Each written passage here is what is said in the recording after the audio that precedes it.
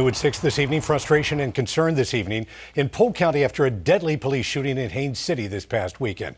Critics aren't disputing what investigators say happened, but they are angry there's no video of the incident because police cameras had been turned off weeks earlier. And moments ago, we got information about why that happened. 10 Tampa Bay News reporter Eric Glasser explains. Well, this all stems from a deadly officer-involved shooting early Sunday morning when a Haines City officer opened fire during what started as a traffic stop. It's disappointing. For community activists like Pastor Clayton Cowart, the issue isn't what police say happened during Sunday's deadly traffic stop. It's what the community can't see for itself. We were told that we would have cameras that gave us that sense of security to feel like, okay, that we have a second set of eyes, and only to find out the second set of eyes have been put out.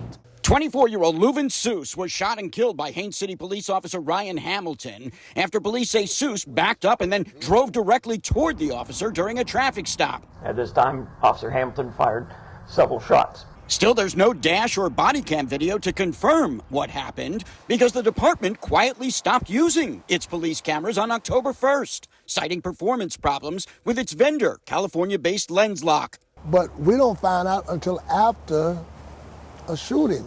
The shooting itself is being investigated by the officer-involved Deadly Force Task Force led by Polk County Sheriff Brady Judd, who said transparency is a top priority. You know, Chief wanted to make sure that there was a transparent investigation. He immediately called the OD task force. We want to make sure that our general orders and the policies and procedures for the Haines City Police Department have been followed. A task made more difficult, say critics, by the absence of what was supposed to be video for these very situations. There lies a responsibility and a liability to the public to say, you owe us some answers.